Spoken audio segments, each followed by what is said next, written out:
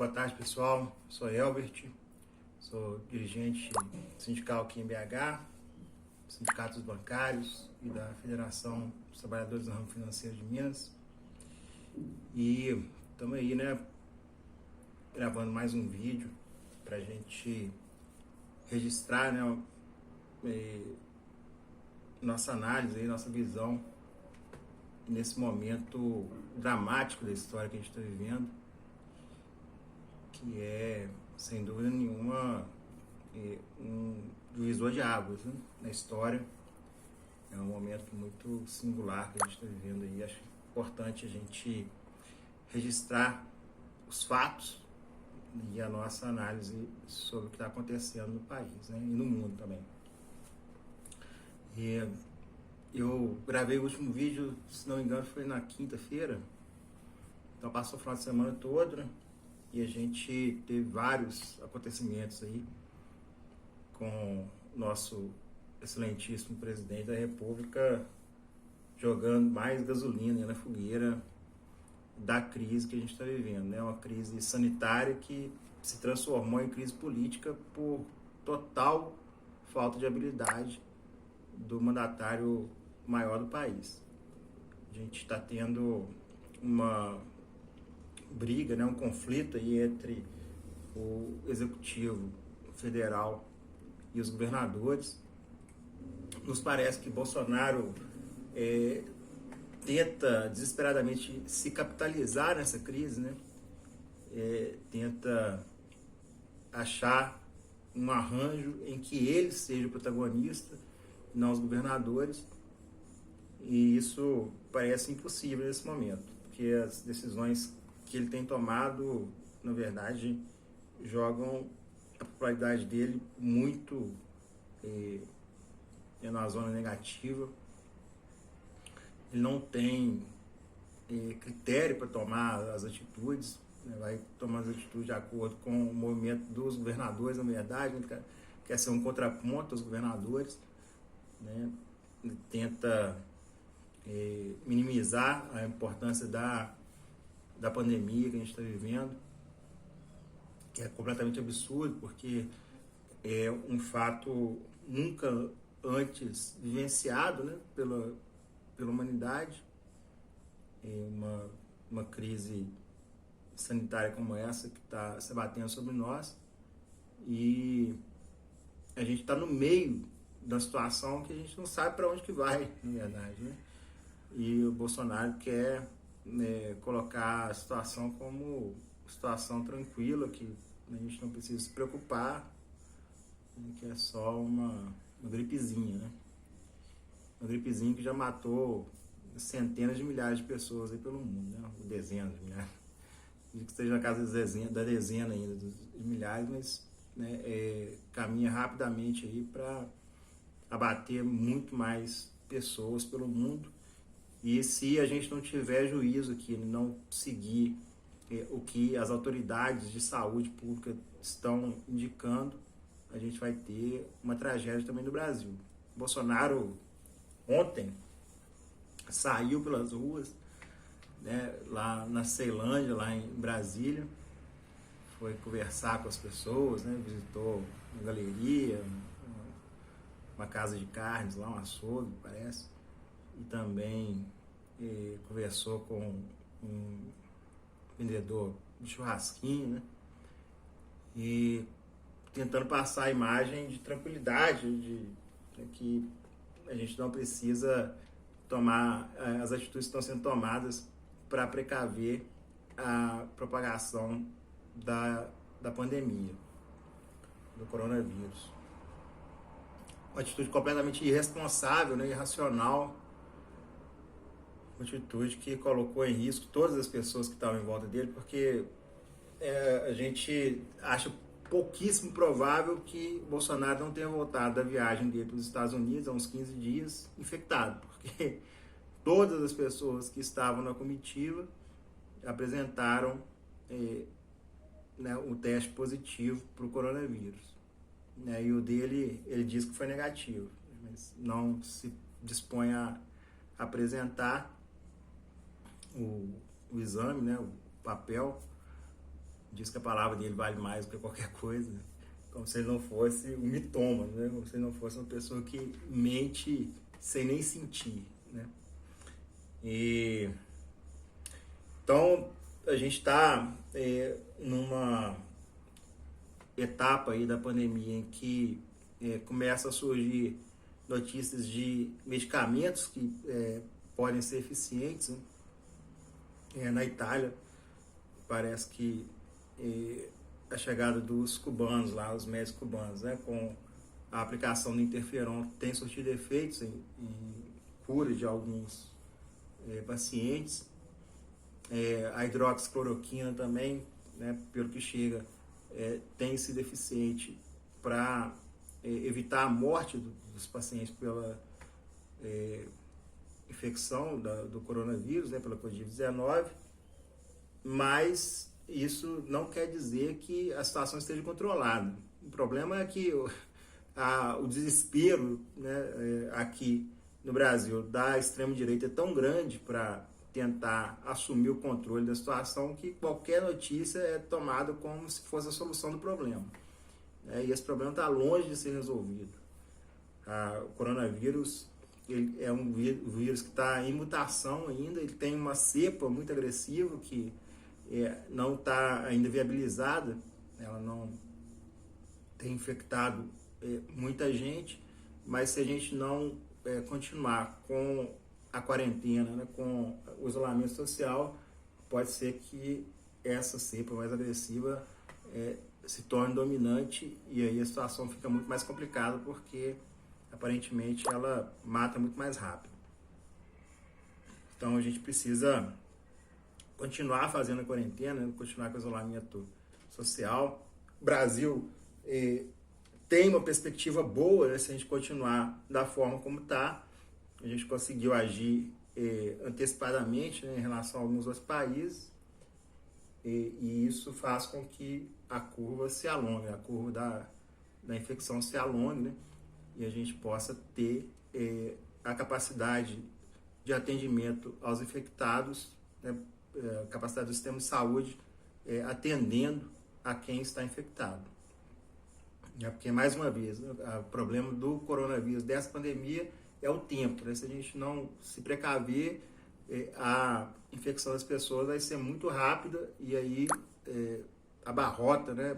Sobrecarrega o sistema de saúde e a gente não tem como fazer o atendimento das pessoas que precisam nos centros de terapia intensiva, que é onde tem aí o equipamento necessário, a ventilação mecânica para dar suporte à fase mais aguda da doença. Então, a gente precisa continuar, né, como a gente está. Né? Não dá para a gente seguir o que o Bolsonaro quer, que é o contrário. Né? Ele quer desfazer tudo que a gente conseguiu fazer até agora. Né? Quer que todo mundo vá para a rua, que a gente volte a trabalhar normalmente, como se a situação fosse normal. Né? Como se tivesse tudo controlado, tudo tranquilo.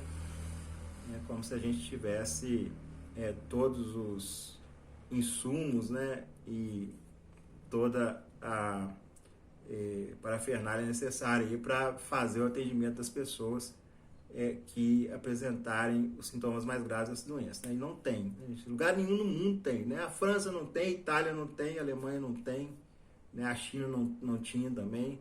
Então, é muito estranho que as pessoas comprem esse discurso do Bolsonaro, porque ele se baseia em nada, né? Não tem qualquer tipo de fundamento. Né? É simplesmente jogar as pessoas para arriscar a vida em prol da economia. Né? Como se a economia não fosse sair já, né, muito abalada dessa situação que a gente está vivendo. Né? Não tem como a economia sair sem grandes danos, né, dessa pandemia que a gente está atravessando. Talvez a gente nem tenha mais o mesmo modelo econômico, né, depois que a gente sair dessa crise, porque o que está sendo colocado é um modelo né, que era vigente e propagado antes da crise sanitária, que se mostrou completamente ineficiente e inepto, né, e ineficaz para dar as respostas necessárias ante uma situação de estresse, que é o que a gente está vivendo hoje. Né? Os economistas aí sempre fazem, né, os testes de estresse para analisar risco, né, analisar a possibilidade de investimentos, e a gente está tendo um teste de estresse na vida real. Então, a gente não tem como mais ouvir defesas desse modelo neoliberal, né, ultra neoliberal, como era pregado aqui no Brasil e em outros países também, né, foi implantado no Chile, né, os ultra radicais lá da Itália também queriam colocar, né, o Macron lá na França é um defensor, né, o Trump nos Estados Unidos, e esse modelo ultraliberal simplesmente não dá respostas para o que a gente está vivendo, né, e não dá respostas para muita gente há muito tempo.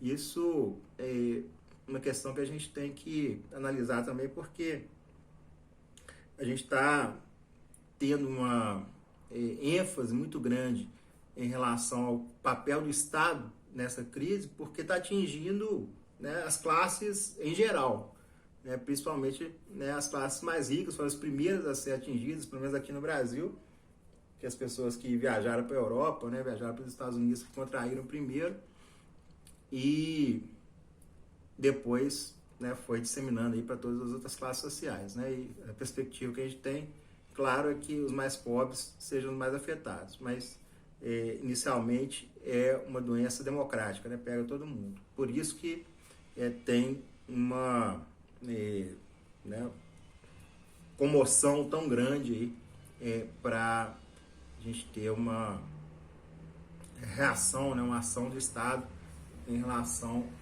à contenção da expansão dessa doença. Mas só que o Estado ele já não está presente na vida de milhões e milhões de brasileiros há muito tempo, né? Então, o que a gente está vivendo hoje é está tendo uma ênfase, né, numa situação de precarização social que ela acontece diariamente na vida de milhões de brasileiros, né? Pessoas que têm que vender, né, um churrasquinho na praça para poder levar o sustento para a família à noite. Se esse cara fica um dia sem trabalhar, ele simplesmente coloca em risco a própria existência e a existência da família dele. Então, é uma situação de precarização do trabalho, né? E isso está sendo colocado como a coisa mais normal do mundo, né? Como se a pessoa não ter qualquer tipo de perspectiva, né, de futuro, de poder planejar o dia de amanhã na vida dele fosse uma coisa muito natural, né? O trabalho informal fosse parte aí de uma estrutura social que é desejável, né?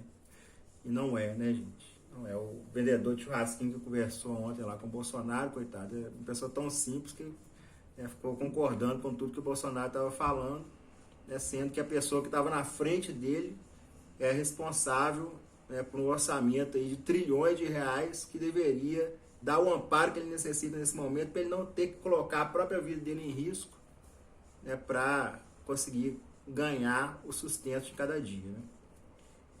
Felizmente, as pessoas que estão nessa situação são muito simples, né? São muito desprovidas de informação e não tem como fazer os questionamentos, né, quando essas oportunidades se apresentam.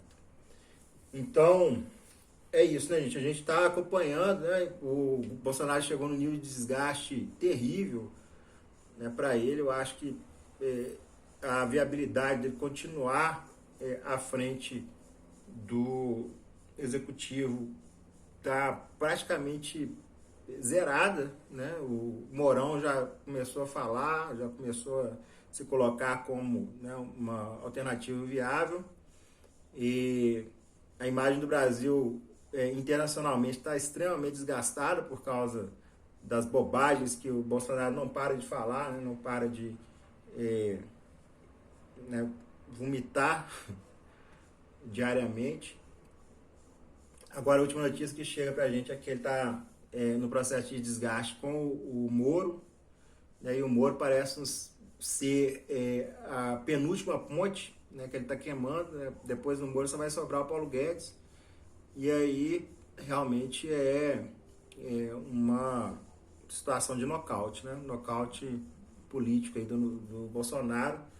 A gente acredita que ele pode tentar alguma saída desesperada, né, talvez, né, tentar um motim com a parte aí dos militares que o apoiam, né, mas é muito pouca coisa, a gente acredita, né, não tem uma parcela significativa das Forças Armadas apoiando Bolsonaro, ou talvez uma fuga, não sei, talvez, uma coisa assim, ou, né, no limiar aí do desespero dele, ele pode tentar o suicídio, né?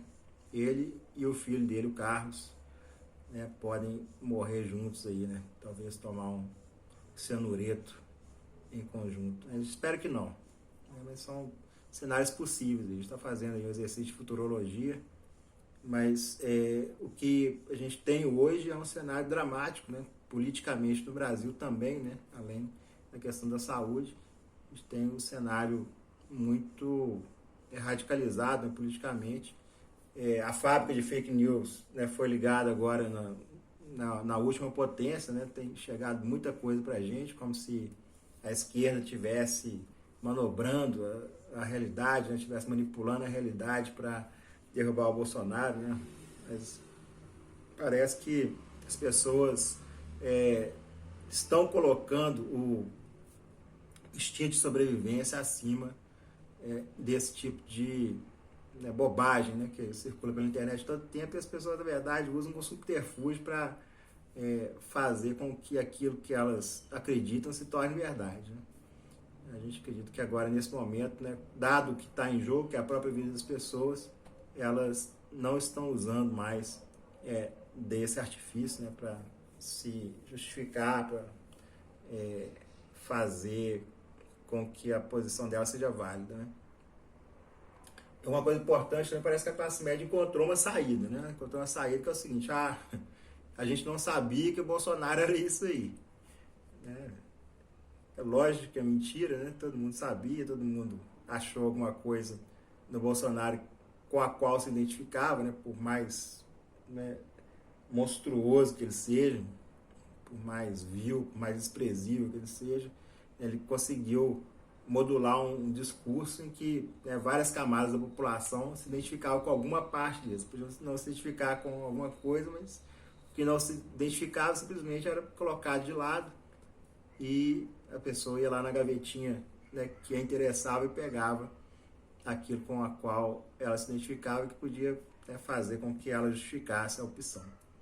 Então, agora a classe média disse que não conhecia o Bolsonaro. Mas tudo bem, né? A gente não deve entrar nessa polêmica nesse momento, até pode ser no futuro a gente tentar fazer uma análise em perspectiva, mas nesse momento eu acredito que o importante é que haja um consenso, né, que Bolsonaro não pode continuar no poder, né, não tem como continuar, ainda mais nesse momento que a gente está vivendo. Eu não sei qual é a solução, né, legal, né, constitucional, institucional, que é um processo de impeachment que pode demorar muito tempo, mas a gente precisa achar uma saída para afastar esse cidadão, né, que seja o Mourão, né, que venha o Mourão aí, que eu acredito que, apesar de todos os pesares, apesar de ter se vinculado a esse mesmo projeto, ele não é uma pessoa tão alienada, né, tão tosca, tão despreparada, né, tão cruel, né, tão vil quanto o Bolsonaro. Acho que ninguém consegue se equiparar nesse critério do Bolsonaro. Ele é supra-sumo da vileza, da falta de caráter. Então, qualquer coisa que vier é melhor que o Bolsonaro, e a gente precisa se organizar como sociedade para cobrar as respostas, né? Cobrar o respeito às instituições e que a gente tenha alguém, né, no comando do país que pelo menos tenha respeito pela vida humana, né, pela vida dos brasileiros e brasileiras que dependem da atuação do Estado para se manter de pé nesse momento crítico que a gente está vivendo. Vamos acompanhar aí, a gente continuar gravando os vídeos, né? Quem puder aí seguir a gente no nosso canal, fazer a inscrição e ativar o sininho lá para a gente poder chegar a mais pessoas, é importante. Beleza, galera? Tamo junto. Vamos sair dessa.